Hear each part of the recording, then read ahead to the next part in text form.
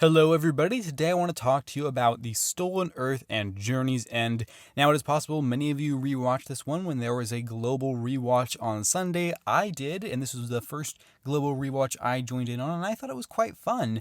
And I really enjoyed revisiting this episode. It hasn't been that long since I've seen it. I think I probably saw it a few months ago, but I want to discuss it nonetheless. And also, fair warning, there are going to be spoilers for this story in this review. If you don't want any spoilers, definitely dip out now. And with that said, let's discuss this episode. So this is the culmination of not just Series 4, but in a way the RTD era as a whole. You have so many characters in this one. You have Rose, you have Jackie, you have Mickey, you have the Doctor, you have the Metacrisis Doctor, you have Donna, and you also have the Dr. Donna, you have Wilfred, you have Sylvia, you have Martha, you have Rose, you have all of these companions, and you even have Jack and Torchwood in there, Sarah Jane and her kid, and you just have so many people. It's crazy the amount of characters packed into this one. And naturally, when you have so many characters, yeah, not all of them are gonna have the main focus, but I think most of them do get a certain amount to do. I think there are some characters that do get sidelined, but it is pretty impressive that we do get some nice moments between lots of characters and characters interacting that we hadn't ever seen before, or we had seen before, and it's nice to see again. And we just get so much of that in this story that I really enjoyed, and that is one of the highlights for me, is just seeing all these characters come together in this story. And the story starts off in a pretty interesting way, picking up where Turn left off. And the planet's gone. The Doctor and Donna are in the TARDIS, and it's just gone. It has been moved to 26 other planets where Davros and the Daleks are working on their master plan to basically end the universe or something. It's a bit of a basic plan, but it works, I think, well enough in this story.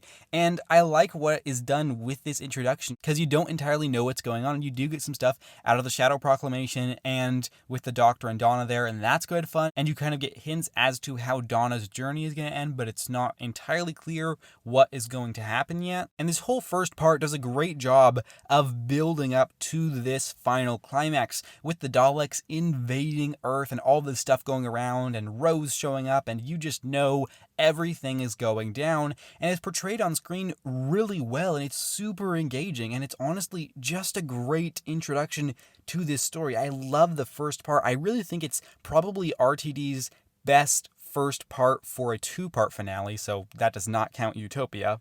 And as said, I love seeing all these characters do their different things. Martha has this thing going on, and we're not entirely sure what it is. The Ostahagen key, what's up with that?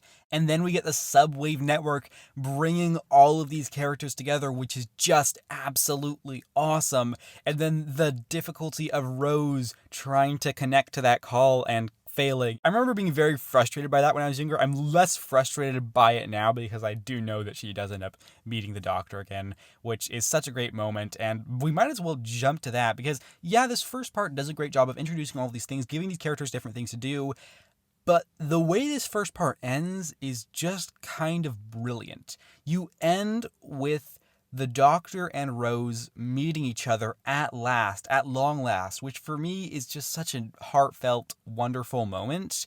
And they run towards each other on the longest street imaginable, and it's such a wonderful, wonderful moment, and the way it just completely twists when that Dalek shows up. And it doesn't shoot Rose, fortunately, it shoots the Doctor. And how fantastic is that ending, with the Doctor just regenerating. I didn't watch this live because I wasn't watching Doctor Who at that time, but nonetheless, it's a crazy moment regardless of if you watch it live. The Doctor just regenerates, and that's how the first part ends, with the 10th Doctor regenerating. I had already seen the 11th Doctor at this point, so I was, as a viewer, baffled as to what that meant, because surely his next episode, it just didn't make sense in my head, because I'd seen the 11th Hour, and if that was his first episode, how does this even track? So that was a really crazy thing to experience on a slightly different level, I'm sure, than most people experienced it live, and I just love that ending. It's so great.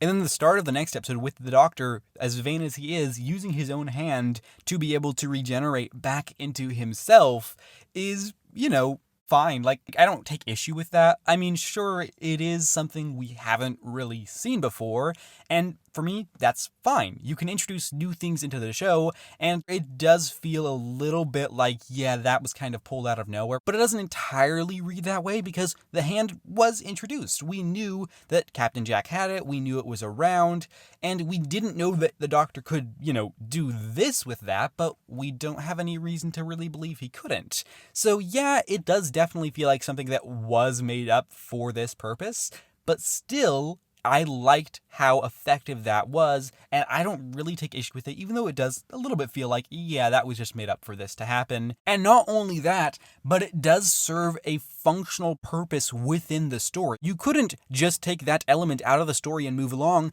because that regeneration creates the Meta-Crisis Doctor and the Dr. Donna, which is a really interesting part of the story. And there's so much that I love about this story, and it continues into the second part, just even more seeing all these characters together working on this singular goal of, saving basically the entire universe. It's just so much fun to watch.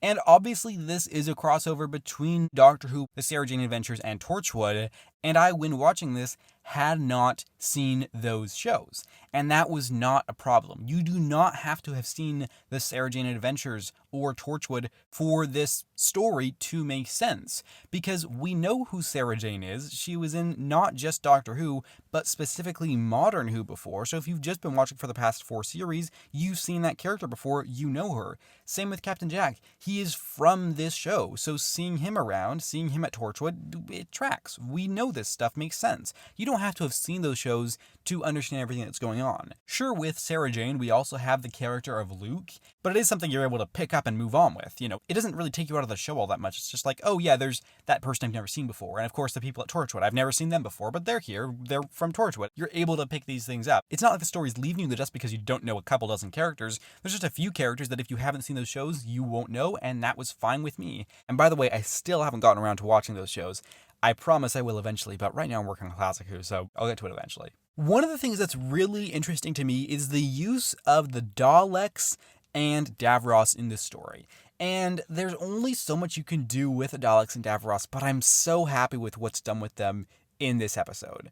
For one thing, Dalek Sec. He is my all-time favorite Dalek, and it's not even close. I love how absolutely insane he is, especially in this appearance. This is by far his best appearance, and it works better because, we've seen him before back when he was practically just a normal Dalek. I mean, he was one of the Cult of Skaro, but effectively, he was a pretty normal Dalek, all things considered, especially when comparing it to how he acts in this story, which I just absolutely adore. I love that he went absolutely insane, and just the slightly over-the-top kind of performance that we get in this story from Dalek Sec is just great, and I just really love his presence, and especially when Davros finds out that he betrayed them. I just think it's absolutely great.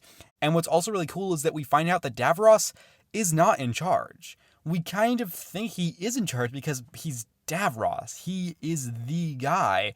But then we find out, oh, hold on. Davros is, as the Doctor refers to, their pet, their plaything.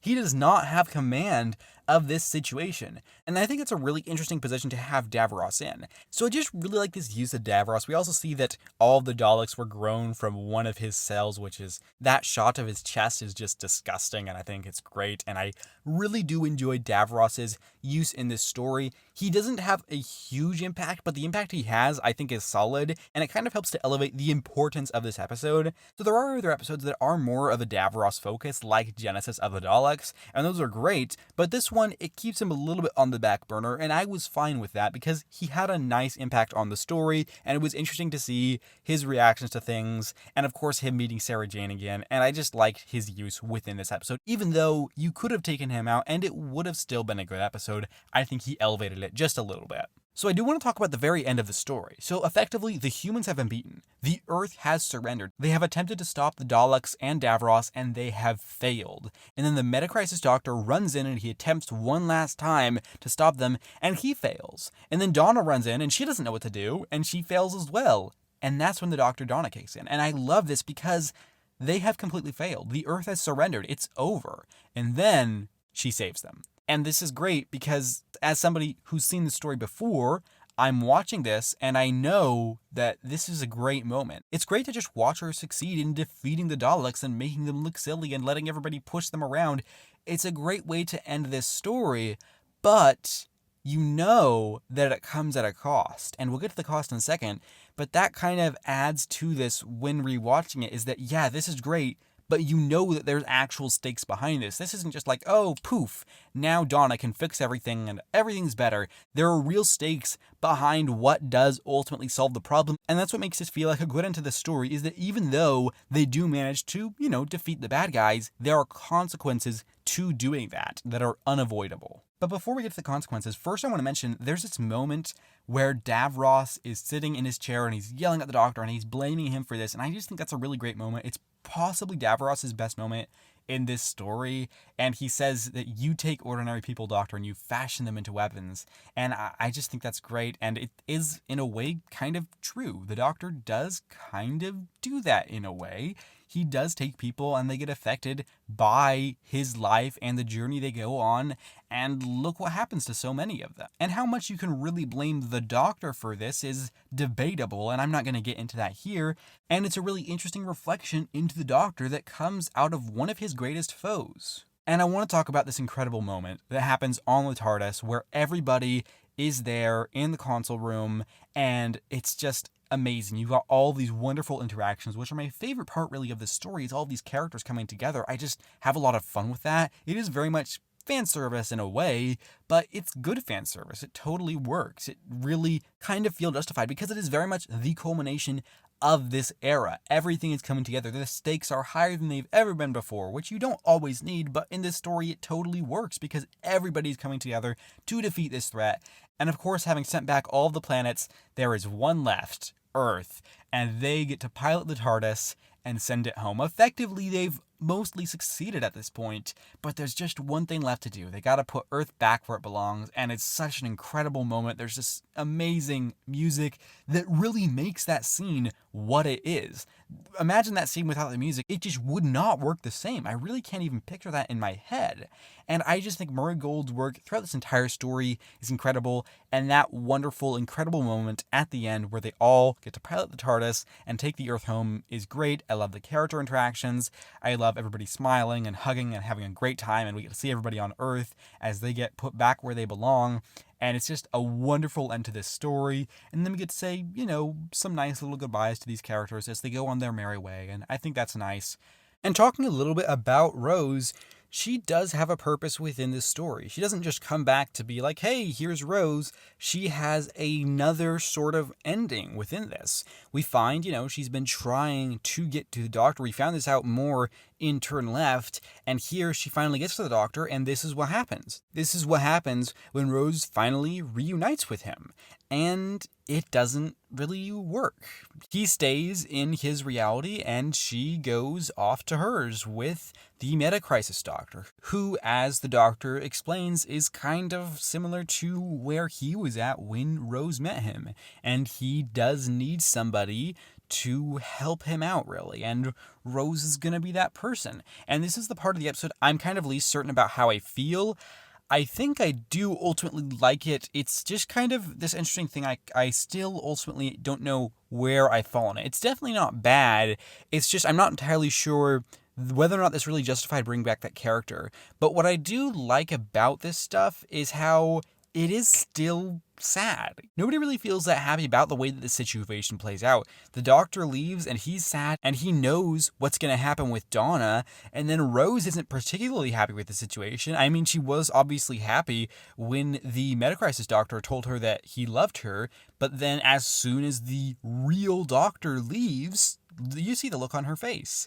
I mean, this is not a person who is left happy with this situation. She is left with really a compromise at best. And it's just something really kind of interesting to me because ultimately I'm still, all these years later, not sure how to feel about it.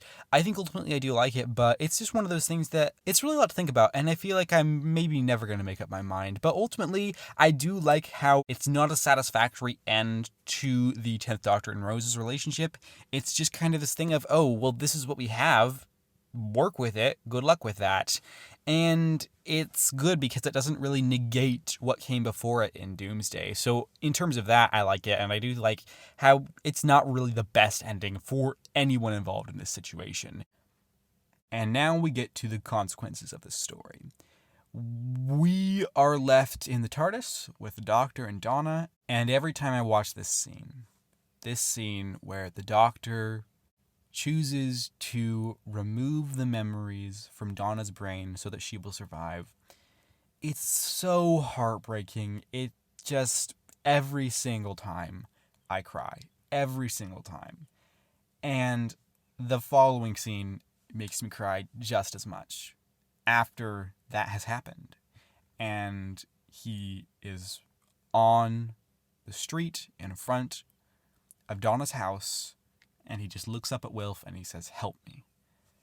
And it's just such a heartbreaking sequence. And then him talking to Wilf, him talking to Sylvia, it's just hard to watch. And it's such an excellent end to this story because this story is so much fun and it has such high stakes. And then really topping it off, we have this as an ending where the Doctor is just heartbroken. Again, he is just absolutely crushed and he has nobody left with him.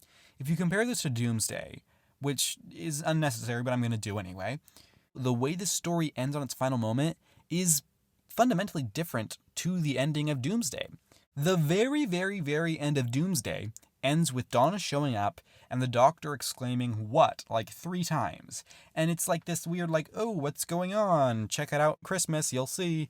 And they did that again a little bit in Last of the Time Lords, where the Titanic broke into the TARDIS and the Doctor was like, "What? What's going on?" So in the previous 2 Tennant finales, they kind of end in similar ways, where there is some level of heartbreak, more so in Doomsday than in The Last of the Time Lords. But here, we end on heartbreak and it stays there. It's sustained. It doesn't let you have any sort of comedic moment of levity, of something better happening. It just ends with the Doctor being utterly miserable, and I think that's great.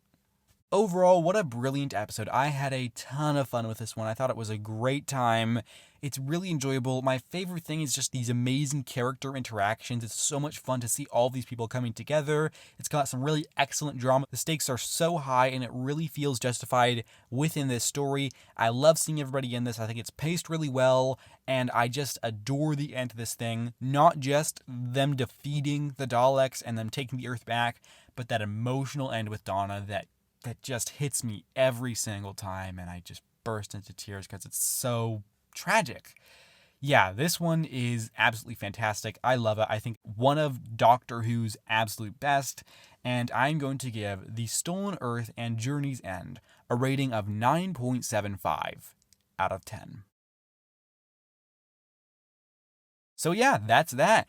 That is the Series 4 finale. Be sure to let me know if you have any thoughts on it down below. I'll be happy to have a discussion. And yeah, inevitably I wasn't going to touch on everything because there's so much in this one to discuss. But I did touch on, I think, the essential things, the important things, the stuff that stuck out in my brain. Yeah, what a great episode. Wow, I love this one. And I will probably be reviewing the upcoming Human Nature and Family of Blood episode because that's getting a global rewatch. And I think I'm going to join in on it if I can't. If not, though, then maybe I'll do the next one. This is the first one that I joined and I had a lot of fun with it. I wish I'd made it to the Heaven Sent one, but whatever, it's fine. I think I had some stuff I was busy with or something. And yeah, that's going to do it for now, folks. I do hope to see you around soon, possibly with that review of Human Nature Family of Blood, but if not, with more classic Who reviews and more modern Who reviews as time goes on. But if not, that's totally cool. Just know that I appreciate your time here today. And with that said, thank you very much for watching. Take care and have a lovely week.